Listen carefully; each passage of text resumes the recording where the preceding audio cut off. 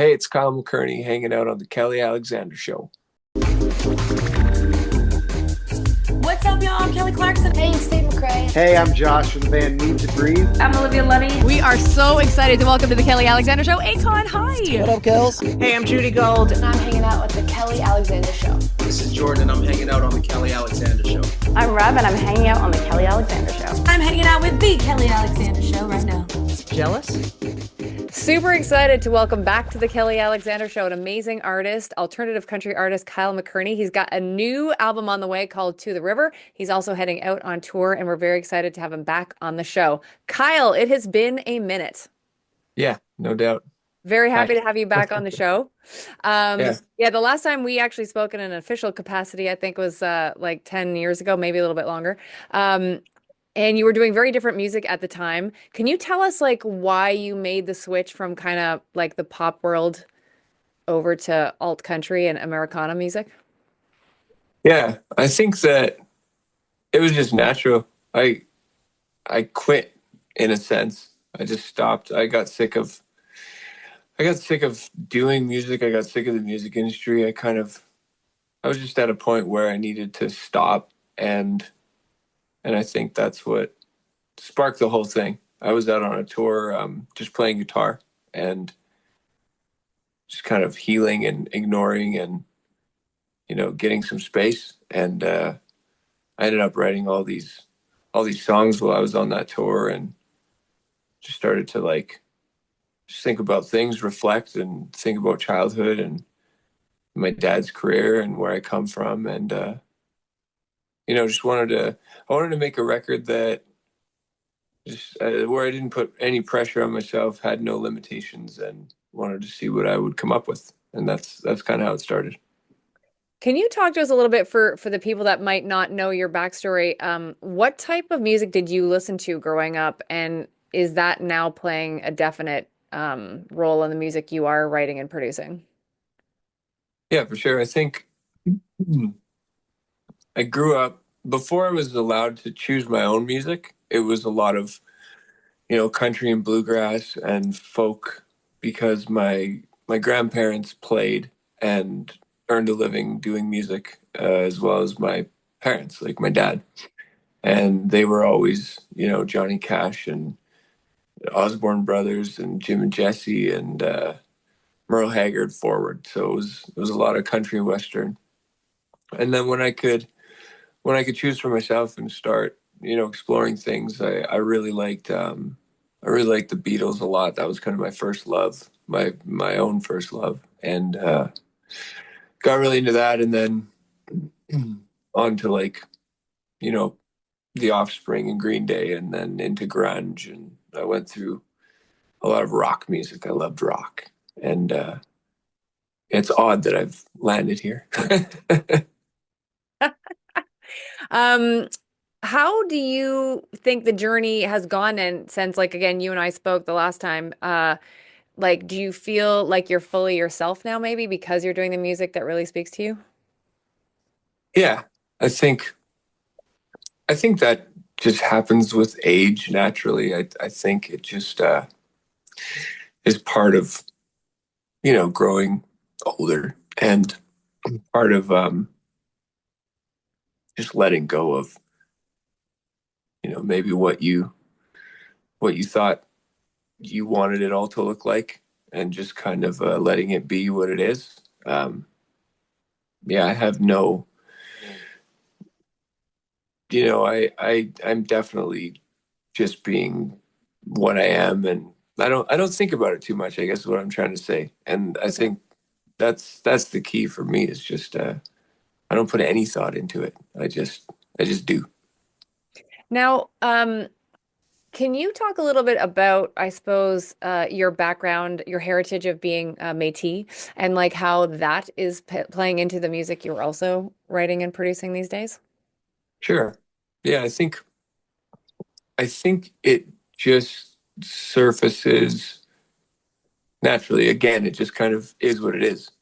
I grew up, my family was a family that kind of lost the culture, and my grandparents still had it, but kind of kept it secret and were more, you know, worried for their safety when my aunts and uncles and parents were younger. So I think that it became something that they didn't talk about and held back. They spoke Cree to each other, and that was a really cool part of that experience growing up. And when you go to their house, it was like things just looked different. You know, the decorating was different, and there was, leather and feathers and different ornaments and handmade beautiful things, and everybody wore moccasins and yeah, the language. But it was something that was lost on my mom. She never learned Cree. She never learned how to speak the language, and she didn't know much about it, to be honest. So I think for me, it's a lot of rediscovering and a lot of trying to learn words from the language and teach my kids, and I think it comes out in my music just as a part of yeah, something. There's a discovery aspect to it, and I try and put some of the language in some of my songs, and I try and just honor that and be part of it now. Were both sides of your parent, like your mom and your dad, do they have indigenous, or is it just your mom's side? Just my mom's side. Okay, okay. And Yeah. let's talk a little bit about the album To the River. So it's coming out later on this spring. So how did you decide to call it that name? And is it a collection of songs or is it like an actual thematic record? I think it started out as a collection of songs, and I was just kind of picking what I felt was right for the time and for my current state and experience. And but as I finished it and as I started to like listen through it a lot, I started to notice the theme. It wasn't intentional, um, but it's like a theme of pain and suffering, of course, because that's just what I like to write about for first of all. But it there's like a theme of redemption, of healing, and kind of this underlying. There's always like a travel aspect I find to my records and songs, and this has all of it. It's a redemption record, and just I started to really like think about the value of time a lot, and just the time we have here, and how you want to spend like each micro moment in your life, and how important it is to like be intentional about how you spend your time in those micro moments. And To the River, yeah, that song just kind of hits it all for me. It's kind of the song that wraps up the overall theme of the record in its entirety. I've been watching some of your music videos, and it's been really cool to see the musicians that play with you, not to mention you yourself, playing the guitar. So what's it like for you to be in that band scenario now? Like, and I know you've been there obviously for several years at this point, but to have like musicians and talented musicians and you being a part of that. Oh, it's fun. And it's just like it's such a deep connection because these people, they understand you, and they really like they get it, and on a deep level, and it's just nice to be seen, you know, and feel like you're really understood and connect in that way. So and it's just enjoyable. I've always been in bands, and I feel like, when we're on stage, it feels like a band, but then I don't have to deal with all the other parts of being in a band when I'm off stage. So Yeah. it's nice. I can be a dad off stage. Actually, speaking of being a dad, I'm not sure how many kids you have, but like, how has that changed you as an artist, becoming a father yourself? Um, yeah, it's a good question. I think being a dad is the greatest. I have two sons. They're 8 and 3 years old, so young and busy, and yeah, it's the greatest. I think it's one of the most important things I would ever do. And I think it really just gives you perspective, you know, it kind of gave me the ease in a sense that it's just music, it's not as important as everyone, makes it out to be, or thinks it's like the only thing that matters. And it's we gotta do this and go for it, 24/7. It's kind of given me like freedom of realizing that it's just fun, and it's a cool way to do life. And it doesn't have to be pressure based, and it doesn't have to be the the most important thing, because when you have kids, I feel like yeah, it just really puts things into perspective, and makes my songwriting better. I know that for sure. It just makes me have a deeper connection with the earth and the universe, and all the things that make it up. You get to literally watch that happen. You get to see the universe working before your eyes, and it's just like, what is happening? I've interviewed several artists before who are parents, and they've talked to me about how when they became parents, obviously you have to prioritize time, which you just talked about. But they also told me, most of them, that it gave them this added sense of purpose to like really do the best they could with their music. And not like, Yeah, I know you talked about how like it's not obviously the most important thing, but it's like it gave them this extra drive. Do you have that also? yeah, I do. I know what they're talking about, what you're talking about. Yeah, it really kind of, yeah, it can help kick you into grown up mode of doing music, where it's like, okay, well, if I want to keep doing this, you know, I need to do my absolute best, and I need to teach them that, try and show them what it takes to do something well, and I think there's another aspect of it where it's like it's really fun to try and inspire your kids, and it's important, I think. So, you know, yeah, there's that too. Joining us on the Kelly Alexander Show is alt country artist Kyle McKearney. Don't forget to check out his website. I am KyleMcKearney.com for all of his social media handles. Can we talk a little bit about you going out on tour? Because I know you've got a Western tour coming up later on this year.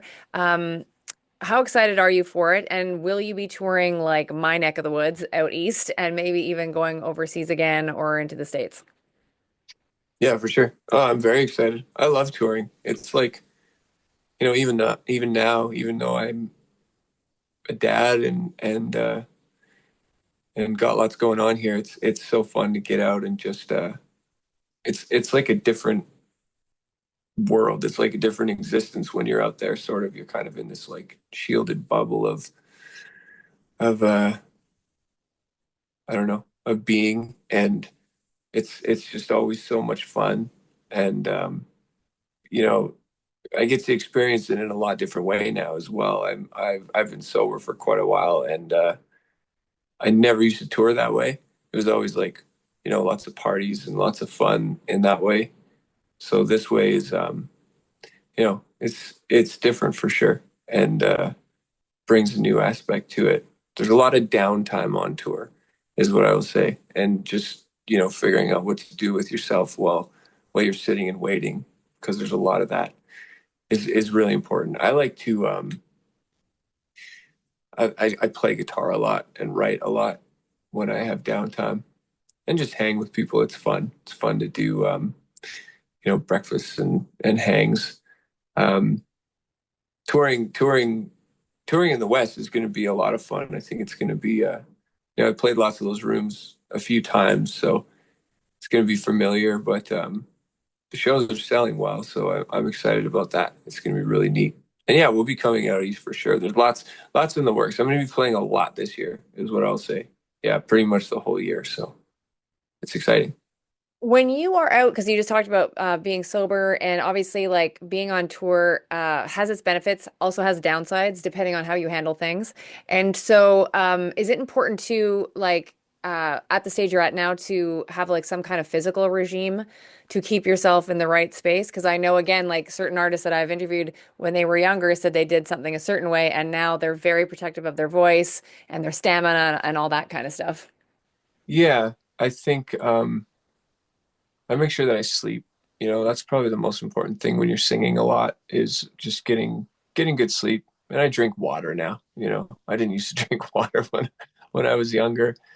And just always conscious of it's nice for me because Sarah, my wife, sings in my band. And so she's there with me and we get to do it together. So that's a game changer for me. It feels like home and it feels like I'm with my family. My kids come sometimes, and when they can't come, it's fine too. They're here with grandpa and grandma or the likes. And yeah, I think the main difference is just it used to be ragged, and it used to be six guys sleeping in a hotel room together, and we'd have cots and we'd have hot dogs and it was a lot of that. I roughed it a lot, and now um it's just a lot nicer. It's a lot more comfortable. Like Sarah and I, we'll have our own room and we'll have our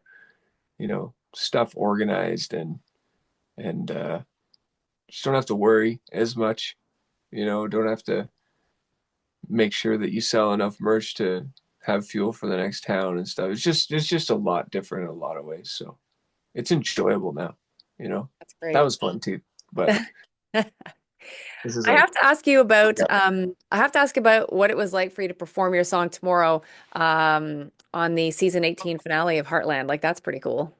yeah, that was really fun. We did four songs actually. There's four of my songs featured in that episode, and yeah, we got to go to the Heartland Ranch and meet the cast and play on the show.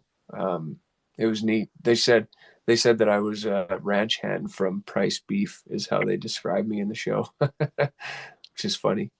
Um, yeah, it was a really cool experience. Just really nice folks, really nice opportunity for me and for the band, obviously. And yeah, it was one of the cool days. It was fun watching it. That was really neat to see. They do a I good job. It's a good crew for sure. I saw some reaction to your performance again online. I was watching some stuff, and it just seemed like that platform, you being on the show, brought you to a whole other level, or I should say, awareness of other like fans that didn't know you, or new fans that now know who you are. Did you feel that on your end with like maybe even more social media followers or stuff like Oh that? yeah. It's shocking. Like that show is very, very popular. And I've known of it the whole time I've been in Calgary, which is like, 20 years. I think, yeah, that's the 18th season. So it's been around for a long time.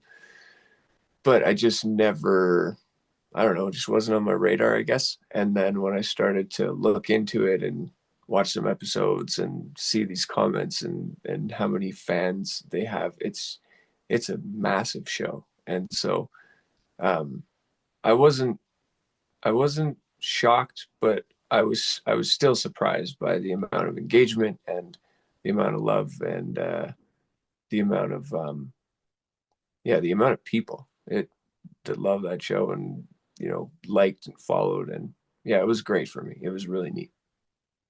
I also have to talk to you about something I'm super excited about is Jan Arden's new album Mixtape, which is coming out, Oh and yeah. you got to join her on that for a song "The Boxer." I know it's an album of covers from the '90s. Yeah. So tell us how that experience came about, and have you known Jan for a long time? Yeah, so I've known her for a little while, and I know her through Russell, our friend, who he's co-produced all three of my records with me and plays guitar in my band. And so Russell played with Jan for 20 years on the road and was with her through all the times and all the things. So I got to meet Jan. I think the first time was Jan Russell had played some stuff for Jan and she liked it and she liked me as an artist. And so she asked if Sarah and I, my wife and I, and Lisa, our bass player, would come and be on the Christmas special of her show that she had. And so we got to go there and, we were singing Christmas carols in the episode and got to hang out with Jan. And she's so funny. She's so fun. Just like cool human, very smart and wise and hilarious. So that was really neat. And then, when they were doing the cover record, he produced it as well and mixed it. So Jan asked him, she was just like, do you think Kyle would want to sing the Boxer with me? Because at first I don't think they had the 90s cover idea yet. And they were just recording a bunch of songs, and the Boxer obviously isn't from the 90s. So yeah, I said yes, obviously, and went and did it, and she loved it, and it turned out really good. And then they got the 90s idea, and I think they just cut all the songs that weren't recorded in the 90s except for that one. They kept that one because Jen loved it so much. So yeah, pretty special and happy moment for me for sure. She's so good. Like when I heard her voice come on in the headphones, I was like, okay, gotta sing good, gotta sing really good. That's amazing. Well, congratulations on that. I can't wait to have the whole album out. I think that'll be really cool. I also wanted to ask you too, you have won a bunch of awards, including the CCMA award for Alternative Country Album of the Year. What is it like to be nominated, to actually win? Like, is it confirmation that you are doing what you're supposed to be doing in life in a way? I think so. I think it's mostly what I feel when when you hear your name or when you win an award, it's like, it just feels right. And I guess that is, validating and confirming in a way, but it's also like it's such an overwhelming feeling of support from these communities that are voting and that are a part of it, that are giving you that award. Basically, it's just like it's such a nice thing to feel from your industry and from your fellow artists and musicians and such. It's great. I love that. I'm very grateful. And before I let you go, what is up next for you? Obviously, the album's coming out, the tour. Is there anything else that you want your fans and new fans to know that Kyle McKearney is up to? I don't know if we can fit anything else.